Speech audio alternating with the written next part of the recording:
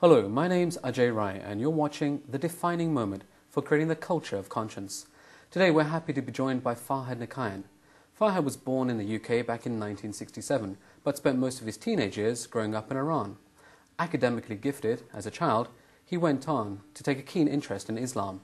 Having joined the Universal Peace Federation more than 17 years ago, he went on to be an international lecturer and worked as an educational advisor in Russia. Farhad, thank you for joining us on The Defining Moment. Thank you. Farhad, before we get into today's topic, which is about faith in focus, can you please share with us a defining moment from your life? It's not something easy for me to talk about, but I'm making myself share it now. It's an episode in my teenage years when I volunteered to go to war. And I ended up in Iran. I'd gone on a holiday, and it was supposed to be a short summer holiday, and it ended up being almost 8 years. And I had to be separated from my mother, who was in London, and other people. At the time when I went to Iran on that holiday, I was more regular. You know, I'd gone to a school here in London, not far from where we're sitting right now in central London. And I'd been to an American Christian school for a bit as well. And I think when I went to Iran, nobody could imagine that a few years later I'll be volunteering to go to war. Usually it was more the, shall we say, religious family people, or the maybe some village people, some certain classes of society who usually did that. And my family wasn't so much from that part of society. And What were the circumstances of going to war at that time? you mean in Iran? Yes, in Iran. Iraq, Saddam Hussein, who's just been executed, he decided to attack Iran, where all the oil is in the south. And Iran was in a state of semi-chaos. They just had a big revolution and kicked out their king. And there was a bit of anarchy, chaos. A foreign country just attacked the country. And airports were shut. I couldn't come back to England, obviously. And it was very difficult for my mother, who was back here. And then I went to an American international school for a year, and then they even closed those, no more international schools. So I had to try to read and write and study in the Persian language, which I knew enough to speak maybe, but that was it. And studying in that language was a whole different kettle of fish. And then, but it wasn't just that. It wasn't just the language. It was also a whole different culture. I was familiar with the culture from a certain distance, or family aspects of it. But at the same time, we'd been living in London, and I'd been getting Christmas presents at Christmas time, and I'd been, looking forward to the regular holidays we have here in England. So out of that, what made you suddenly decide that you wanted to go to war? I was on a, I guess, internal quest, shall we say. When I was younger in the Christian American school, I'd had quite a strong Christian influence. And as I grew into my teenage years, I started questioning that, and maybe I was just, influenced when I was young. And I really started reading, and I had one grandfather who was he had a lot of philosophical books and Islamic philosophy books. He was a lawyer by profession. And I started studying a lot of Islam. And it was the hot thing then, and people were volunteering to go to war. And eventually I decided to practice the religion. And I didn't feel I've left my previous beliefs, but somehow I wanted to fast and pray in the middle of the night and all sorts of things, and not look at women and not lie and whatever it was at that time. And I got to be a bit of an expert on Islamic Islam as it was practiced in Iran at the time. And it was a bit of a joke in our family that the one who was born in England, who was the least Iranian, but somehow he's the one they have to ask if they have any Islamic questions.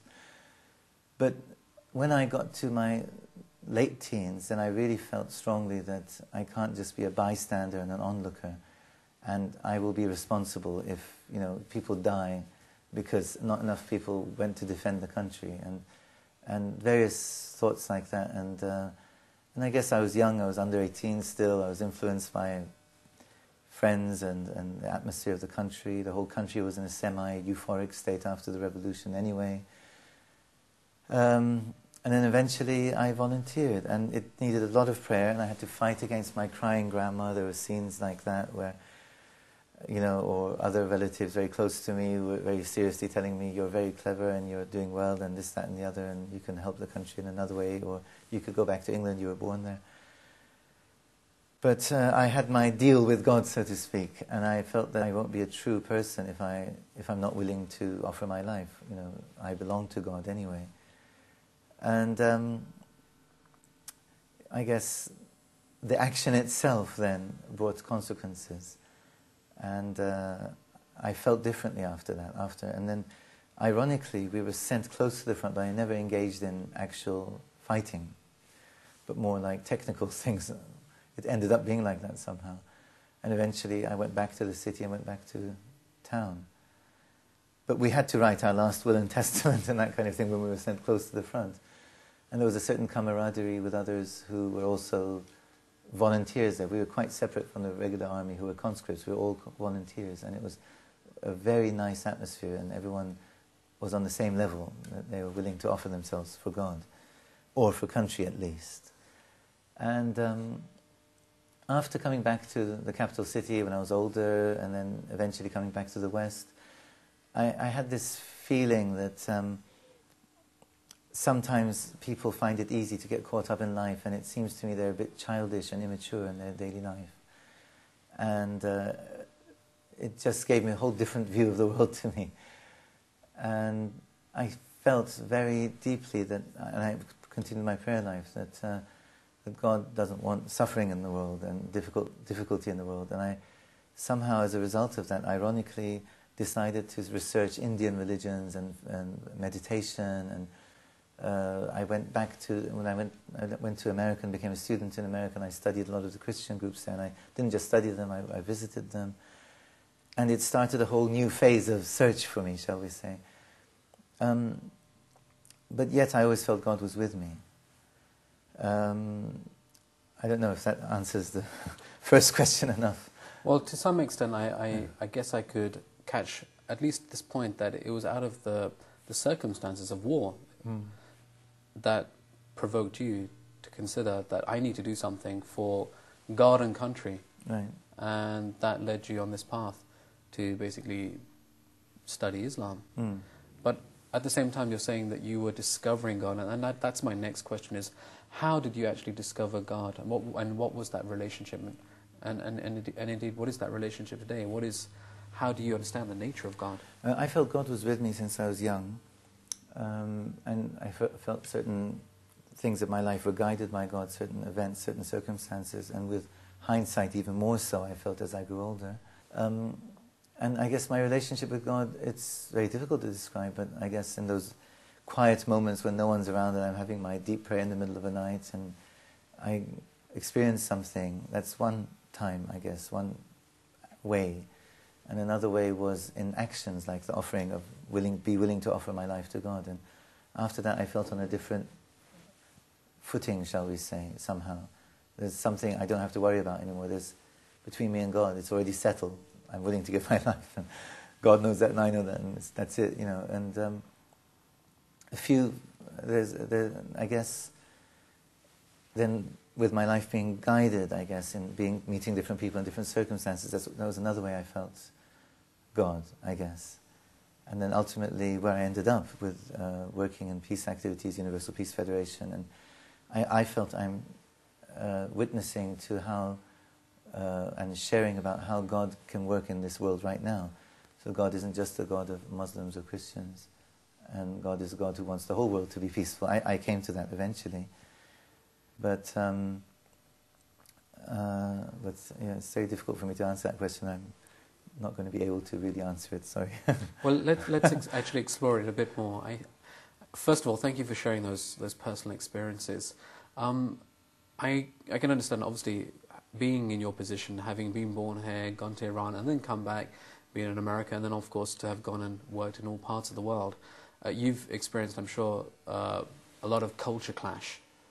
And what I wanted to ask you, first of all, is what was it like growing up in Islam, being 12, 13, 14 years old, finding yourself in an Islamic culture and growing up in that environment? Can you tell us what that was like? Okay. My parents weren't very Islamic. You'd have to go back to my grandparents' generation to have any Islamicness, like that granddad I happened to mention. My dad was, I think, more on the left side of politics when he was young. And my mom was a wishy-washy kind of, all the prophets were good people, we should be moral people type of person. But I don't think when I was conceived or born they were really, in the very strict sense of the term, Muslim. And I definitely didn't have that kind of strong Islamic influence when I was young.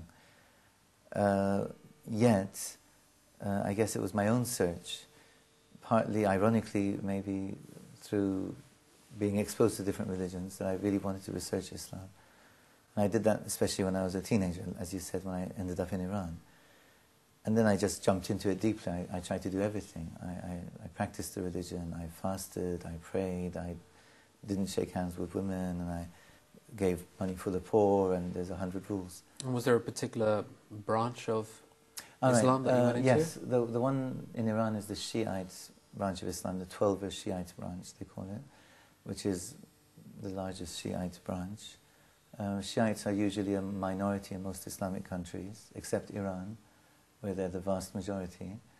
The only two other countries which are roughly half-half, or just slightly more Shiites, might be Lebanon and Iraq, I think. The Shiite branch of Islam started with a lot of their main leaders being killed. So it started with martyrdom, and they felt persecuted in history. And Shiites often tended to rebel or lead movements against unjust rulers, or what they saw as unjust rulers. But to be even more specific, what attracted me was more the mystical side of things, I have to say that. And reading Persian poetry, my dad was a fan of poetry, and he was a lecturer in university, and he'd read it out loud sometimes, you know. That mystical Persian poetry would really catch me sometimes, and the Sufi aspect of Islam, I think, really attracted me, the Sufi and mystical aspects. Can you tell us more about the Sufi branch? Yeah, Sufi is a bit of an umbrella term, I guess. There were, throughout history, for hundreds of years, groups, rather close-knit groups, almost often secretive groups, who had one leader. If it had been an Indian religion, we'd call it a guru, I guess, but it wasn't. And they'd have their codes and ways of speaking, and they knew each other. And they were into the more mystical side of things, and they typically weren't so strict with the rules and regulations of Islam. Whereas your standard Orthodox person, especially Sunni, but also Shiites, might be more into just following certain rules and that's it. But whereas a more mystical person would say that's a low level of religiosity, it's just fear of hell. But you should go higher to desire for heaven. And you should go even higher to love of God. You know, so the mystical side is looking at things in a slightly different way, which that is where I find a lot of the commonality with Christian things I'd heard in the past as well. And Sufis have had their Sufi mosques, but not so often. But there's also been similar type people, I don't know if you always could call them Sufis, but dervishes, who are rather like hermits wandering around. And they renounce all worldly goods and attachments, I guess. There are some theories that there has been actually literally an Indian influence in history, because Persia and India for a few thousand years have been neighbors. But, you know, God knows. Maybe it's more a spiritual thing. God attracts people in different ways in different places. And to this day there are certain Sufi groups, and certain tribes have a tradition of being Sufi, certain Turkic or other tribes who travel around. But this is a bit intellectual, I'm just giving you a bit of an intellectual history, but to get into the more experiential or emotional side of it, I felt for that side of things much more. I felt God gives me experiences. I felt this love can come out. I felt a higher viewpoint, shall we say, than the nitty-gritty, did you put your right leg first or your left leg first when you entered the mosque type of thing, you know. So in a sense, possibly, I don't know, it might be similar to when some Jewish people converted to Christianity and they felt liberated, as St. Paul says, from the binding laws of religiosity, and they into the more rather freer realm of love, of Christianity. I felt something, a bit of that, I think. So that's where you found a sense of community. I felt a lot in common with all the mystical strands. And then, as I returned to the West, and then I also studied, as I said, some Indian groups, and I studied again with a new, I guess, 10 years older, some Christian groups. I felt the higher level people, I would call higher, I don't know if it's arguable, say similar things in all the different groups, and then they almost end up saying the same thing. And it's almost, if it hadn't been for the color of their clothes or what they look like or the language they're speaking, rather indistinguishable what they're saying from each other, these top mystics of each group. So let's actually take it from there, because having, as you said, come back to the West and carried on your studies in religion, how did you find it growing up back in London? Was it a difficult experience? Well, I was older, and not just older, I'd had those experiences. I mean, the immediate, obvious thing was that, you felt, well, apart from certain grandparents and certain older people I met, who might have experienced maybe the Blitz of London. My mom's aunt was here in London during the war. But apart from them, most people haven't experienced war unless they were in the army or stuck somewhere accidentally. So I felt, to some level, people don't really know what this world is like that we're living in. And they're kind of living in this, not fantasy world, that's a bit too extreme, but they're living in a certain secluded, let's say, part of the world, in that sense. And news reports come and they're a bit shocking. But how much they deeply sink in and how much they impinge on the daily consciousness is, I don't know, depends on the person. So I did have that feeling, and maybe it's a bit of a post-war syndrome, that you get a bit alienated to some level for a while, and maybe there's a bit of that as well. But I did feel more and more a calling to make a bridge between East and West. Because ironically, we're talking a lot about the Islamic side of things and the Eastern side of things. But from the point of view of the people in Iran, when I was there, I was a very Western kind of person. I was representing the Western side of things.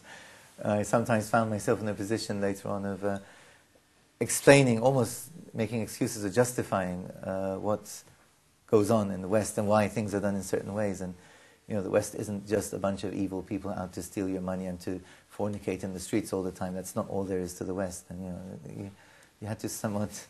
So I felt I'm trying to make a bridge, I guess.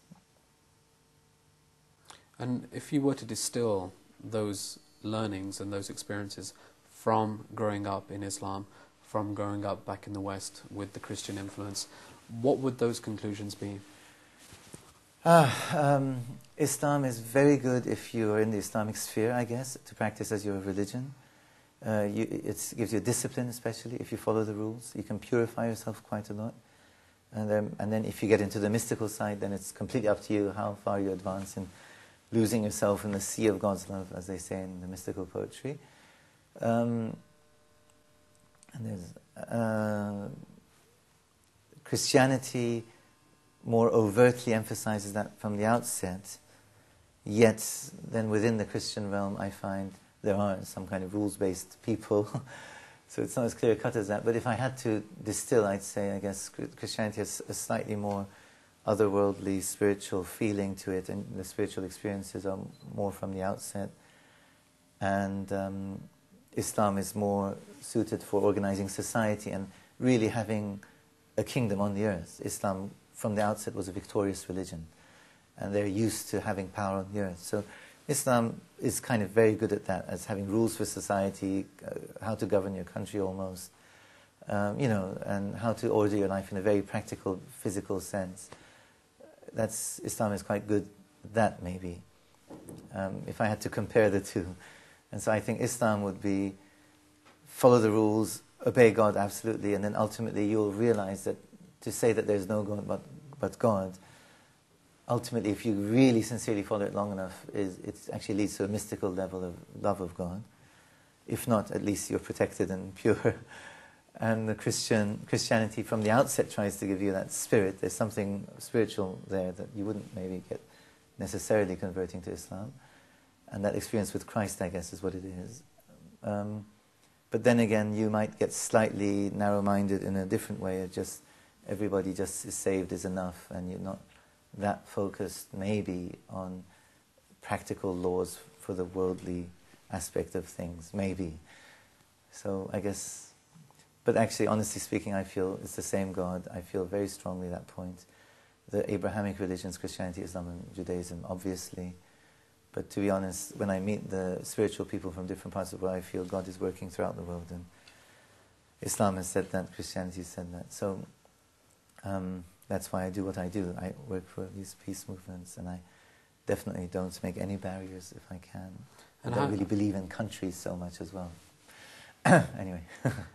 How does it make you feel when, now obviously being based here in the UK, you read all this negative hype about Iran, or even just about Islam, or about Muslims in general? How does that make you feel? Yes, it's a bit upsetting, I guess.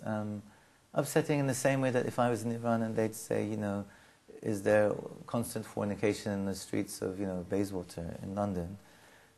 I also wouldn't like that, I guess. You know, either way, if a view is skewed, I wouldn't like it. But definitely, I feel that because of politics, basically, it's easy to get this xenophobic feeling and this rather nationalistic, extremely nationalistic feeling, and then it's easy to throw the stone at someone else and not look at, you know, the mite in your own eye. Look at the look at the mite in the other person's eye, and not look at the log in your own eye. And you know, I don't think there's any country which can say that they, you know, didn't have wars, they didn't, you know, they didn't have unpleasantness, they didn't have crime, etc. There's no perfect country. That's maybe partly what I meant when I said I don't really believe in countries so much. I believe in being patriotic, sacrificing yourself for the sake of your country. I strongly believe in that. But I don't believe in when it gets taken to the extreme of sacrificing other countries for your country. And sometimes people with their negative viewpoints about other countries, without realizing, are going down that road. They might not be attacking and taking over half of Poland like Hitler did. They might not be doing any action at all, but in their mind they're orienting themselves in that direction. So that's why I feel that, yes, it would be nice if people had more contact. It would be great if, you know, the person, your typical person in the street here would be able to go to Iran and see that, you know, they just want to have a happy family life and be normal, and, you know, just like they do. And there's much, much, much more in common than they realize, actually. And basically people feel strongly about their beliefs, and so they're willing to defend their country, they're willing to do certain things. But in the West also, people who are willing to defend their country, willing to sacrifice themselves for their country, are also celebrated. So there might be an element of the postmodern society and secularism being stronger in the West, and the Islamic world being more in the religious phase of things. Maybe there's an element of that if you analyze, but I think it's not. That's definitely not enough to justify, let's say, making black and white blanket judgments. So, if I have the chance, I always try to explain to both sides, and, you know, it's people like you, they feel the same as you, and really what's more important is what kind of family you have, what kind of moral standard you keep in your daily life, what do you pass on to future generations, what kind of influence you have in your family, your society, your country, and the world. That's really much more important. Finally, Farhad, I'd like to ask you about the situation of second-generation Muslims growing up in the UK today. You yourself were a second-generation Muslim, having been born in the UK and then obviously having the experience of going back to Islam. But for many, they don't really get that, let's say, opportunity to go and really discover about their roots or their culture. And my observation, at least growing up in my culture, has been that either people completely reject their roots and their traditions and then take on those of the West and say, well, this is it, this is my life, this is the way I'm going to live it. Or they'll do the opposite. They'll reject, in this case, let's say, the Western culture, Western materialism, and completely embrace an alien way of life, because they say, well, this is my roots and this is how I want to live. And even though they're in this country, they'll behave and dress as if they were back in India or back in Iran. What's your observation of second-generation Muslims today? A lot of Iranians who are abroad, out of the country, were those who did not like the Islamic turn of things in the country. So they're born from families which are rather unreligious, or at least not in favor of the religious government of Iran. So you'll find a lot of the people outside the country are slightly different from the ones in the country. So I think you'll find a lot of the examples of people who act in a very extremely Western way. And one of the interesting things about Iranians abroad is that they have a marked tendency to mix into the society. They just almost assimilate in an extreme way. You can't tell. You know, there's between 750,000 and 1 million Iranian Americans in America, but you never guess it, you know. And there's a lot of them in high positions in Fortune 500 companies, in NASA, here, there, and everywhere. But they mix in so well that the circle around them knows they're Iranian, but you know they're not showing it. And there are those who feel it's a pity the culture is being lost. There's poetry, there's this, that, and the other, and it's all being lost. And I think it's an unfortunate side effect of, when you go through a tough experience, they kind of react against that and they tend to reject their culture. So this might apply more to first generation than second generation. Second generation have the benefit of rather being more free and not being fettered as much by those thoughts and feelings. And, I feel British. I was born here and I do feel British. Especially I feel a Londoner. But anyway, yet my parents, my dad was so proud. He never, ever, even he lived here, I don't know, he was teaching in Cambridge University, he was working at the BBC, God knows how many years. He never gave up his Iranian passport and he never applied for a British one. I mean, he was so proud of it and that was his identity. So different generations have a completely different worldview, I guess. And then the second generation, I guess, who becomes suddenly a bit of an extremist in the sense of trying to bring their own culture into the middle of the West. Partly it might be a phenomenon of feeling you're part of an oppressed minority and you want to kind of rebel and fight for your rights, I guess. Partly there might be, I guess, a bit of a, and when you're a teenager, you want to experiment and try out different things, and you go for this group or that group or this fashion, or there's, I don't want to say fashion; it seems a bit too light, but you experiment with things when you're young. And I don't like either way, actually, to be honest. I feel that a more mature way is to take the good points from both, and not to needlessly rebel against everything, and not to needlessly, just stick up for everything. I mean, it is rather difficult to make Canada Islamic. Let's be honest, and people from the whole world emigrate, I should say. And, the world is becoming like that. America also like that. Even London and Britain to some extent is like that. So in this time of migrations and movements, I think it's very difficult to try to be extremely Indian or Islamic or whatever in the West. But the opportunity is there because of the internet, externally. But I feel it's a pity. And I feel one should develop one's own values and take the best from both sides and be true to that. So yeah, it's good that people try things out, but I hope that they try to reach out to the other. When I studied the Indian religions, they were very strange for me. But I did it on purpose. I made myself, because I felt God wants the whole world to be happy. So if God's like that, I should try to understand the whole world. Well, thank you, Farhad, for having made that effort to reach out, and also well done, I think, in your own path as a pioneer to bring these worlds together and to put faith in focus. Thank you very much for joining us today. Thank you. Okay. Well, you've been watching The Defining Moment for creating the culture of conscience. If you'd like to find out more, you can look us up on the web at www.definingmoment.eu. Thank you for watching, and we wish you all the best.